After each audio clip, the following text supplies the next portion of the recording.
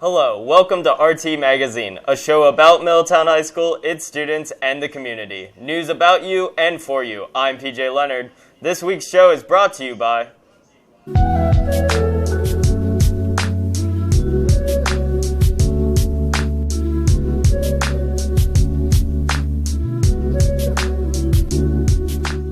The Main Cup, local flavor that perks. In this week's episode, Kalvin Salser tells us about a holiday spectacular production hitting MHS stage. Jack Schmiel takes us with him around the nation's capital, and Nawal Bhatti gives us a TV show suggestion to fill your time. But first, let's go to Luke McClister with a wrap-up of what's happening in national news. In news, the House has voted to censure Republican Representative Paul Gosar after he posted an animated video to his social media that depicts strong violence towards Democratic Congresswoman Alexandria Ocasio-Cortez and President Joe Biden. He has also been stripped of his committee assignments. The vote was 233 to 207, with only 2 Republicans voting to censure him.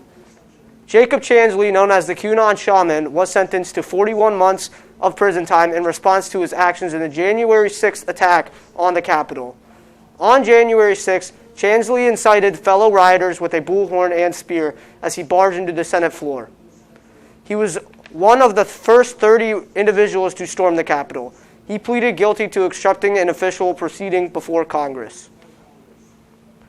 2 men who were convicted in the assassination of Malcolm X in 1965 were exonerated of their charges and in the 22-month-long investigation. The investigation concluded Muhammad A. Aziz and Khalil Islam would have been likely acquitted if the FBI and New York Police Department had not withheld key evidence. Authorities did not release who they suspect actually killed Malcolm X. The investigation did not uncover any government or police conspiracy to kill Malcolm X. However, it leaves the question of how and why authorities and the government failed to prevent the assassination. Now let's go to Aaron Smith with a wrap-up of what's been happening in entertainment news.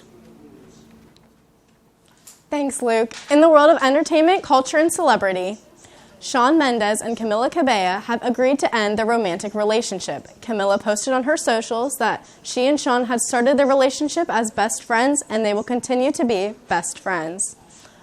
Ariana Grande launched her new brand, REM Beauty, featuring the following products: matte and glitter eyeshadows, an eyeshadow palette, matte lipstick, plumping lip gloss, dream lashes, highlighter topper, lengthening mascara, volumizing mascara, eyeliner pencils, and lip stains.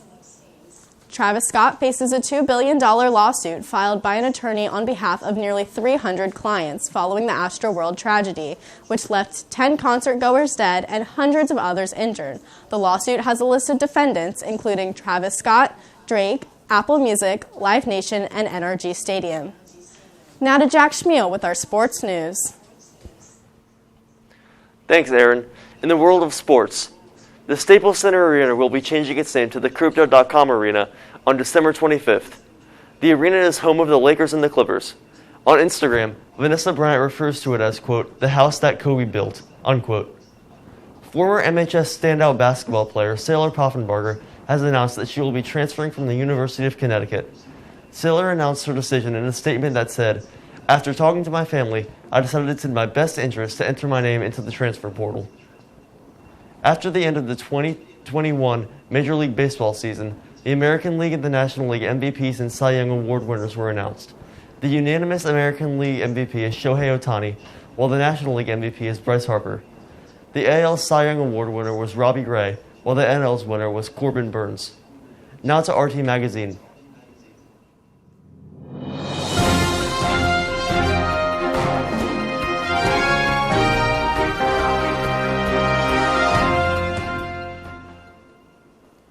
In our first segment, RT reporter Kalvin Salser gives us a look at the holiday spectacular hitting the MHS stage on December 3rd. In less than a few weeks, the Middletown High School Drama Department will be putting on a production of a holiday spectacular, a variety holiday show featuring different one-acts. MHS students and staff discuss how the show is going so far. Pretty good so far. We've been doing a lot of blocking, and that's really fun. It's been really nice. I really like them. it's kind of nice because they put them a little bit later, so I can still do other things and then come to the rehearsals. From what I've heard, rehearsals are going really well. It's kind of a unique thing to do, a holiday spectacular, because instead of having this sort of narrative story where different people come in and out at different times, you have acts. So each act is its own individual thing. So they're able to meet for their own individual rehearsals, and it's sort of like separate parts that will all come together at Tech Week. We definitely all are wearing masks at all times, which is really difficult for working on diction and projection, and of course facial expressions. So we do have the clear plastic masks that we purchased last year for Little Mermaid. So by disinfecting them, we're able to use them for some of the rehearsals, so at least I can see facial expressions when we're actually working on a scene or working on a song. Finally, I asked some of the actors how they feel about opening night being in less than a few weeks and how prepared they feel for the show. I think we're definitely getting there. I think we're pretty prepared for where we are right now. Honestly, I don't really think about it. I'm sure everything will come together Tech Week, as it always does.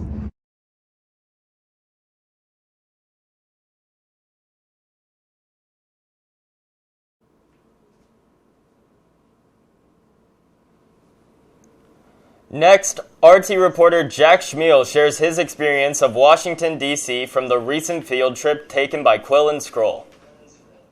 The Middletown High School chapter of Quill and Scroll, the International Honorary Society for High School Journalists, took a trip to Washington, D.C. to learn more about journalism and sightsee around the city. We've gone to Washington, D.C. several times, and it's a great place to look at how media covers this country, the politics of this country, and basically the birthplace of our nation. I originally decided to go on the trip because I really love the people that are in the class, and I knew it would just be a really good time to be able to just spend more time with them and get to know them better. And I was really excited to explore more of DC in parts that I haven't been to yet. Well, I went to the trip in sophomore year. It was really fun. We didn't have one last year because of COVID, but I figured I'd go on it again because I had fun last time, so. To start our trip, after driving to the metro station in Rockville, we took the metro to Arlington to check into our hotel and then traveled to Southeast DC to the Veterans Home in Anacostia, where we watched a cameraman from WJLA cover the Veterans Day ceremony there and listened to him tell us about the process of making a news piece on the event. We also got to ask the veterans questions about their time in the military, and we were featured in WJLA's news. One of the things we were able to do was going out with my cousin, Matt, who's a photojournalist for a Washington, D.C. television station, and being able to go out with him on assignment as we went to a veterans home, and they were covering Veterans Day there, and watch how he works, and watch how he edits, and see how the professionals really do it. That was a very rewarding experience. We then walked to the White House, which was a great experience, to both be that close to the home of the president and see a few people protest about their different opinions. We then tried to go to the Trump International Hotel, which unfortunately was closed due to COVID-19. The tower at the Trump International Hotel was closed because of COVID, so that wasn't good. There were a lot of places that we intended to go, but COVID got in the way. Things are still closed. So we made the best of it. We did a lot of outdoor touring. After the White House, once the sun started setting, we went to the Wharf, an area of D.C. with great restaurants and shops, and an amazing waterfront view. We took a water taxi from the Wharf to Alexandria, which was awesome, as we got to have a great view of the D.C. skyline, especially since it was dark, which made all of the buildings much more visible. My favorite part of the trip would have to be when we went to the wharf at night, and then he just gave us time to walk around and explore. And then me, Angela, and Lauren, we went around and took pictures, and we got food, and we got to explore the area. And then at the end, we got to take a water taxi ride, which was super cool because you could see all of the city at night when you're on the water, so that was awesome. My favorite part of the trip was going down to the wharf and taking a water taxi up to Alexandria. That was really fun. Yeah, I also liked going to the wharf. We started out on Friday by going to the Eastern Market on the Metro, from where we walked to the Supreme Court building, which is very cool, especially from a journalism perspective, as so much reporting is done on the decisions that are made in the Supreme Court, as a lot of them are so detrimental to the country. Then we walked right over to the Capitol building, which we could only get so close to. We like to go to the Capitol, and we're not able to get inside the Capitol right now. That might have less to do with COVID than with other things. Again, the Capitol building was very cool from a journalism perspective, as the presidential inauguration takes place there, which is always heavily reported on. Then, after going into the American History Museum, which was cool to learn a bit more of our country's history, we started our walk of the monuments. My favorite part was definitely the monument walk because it was just so powerful and definitely represented what we've been through. Probably visiting the monument and like the World War II memorial was very cool. I've been there before, but it was nice to see it again. So we started at the Washington Monument, which is very cool to be right next to, considering how iconic it is and how far of a distance you can see it from. We then walked to the World War II memorial, which has 56 pillars that represent U.S. states and territories. After this, we walked up to the Lincoln Memorial, which I personally didn't realize is as big as it actually is until I got up close to it. Also, the view of the Washington Monument is amazing from the Lincoln Memorial. To finish the walk, we took a look at the Vietnam War Memorial, which is the names of all 55,000 people who died in the war in chronological order of the year that they died in. Also, it's in the shape of a giant V, which is very cool. To finish the night, we traveled to Georgetown, which is a very nice area of the city and has lots of great restaurants and stores. We ate dinner there and walked around, exploring the different features of the area. This wrapped up the sightseeing for the trip, as we went back to the hotel after this. That wrapped up the entire trip, as the next morning, we went back to Rockville on the Metro, and then drove back to Middletown High School from there. The field trip to Washington, D.C. was very fun, and I plan to go on more trips with Quill and Scroll in the future. Well, we always like to make a trip to New York when we get a chance, because it is the media capital of the world, so we'll see what the spring brings. Perhaps we'll make a trip up to New York for that. If not, we will be waiting until next fall when there is the Journalism Education Association Convention, which I'm not sure exactly where it's going to be held, but it'll be held in another part of the country, and that'll make a great trip for us as well.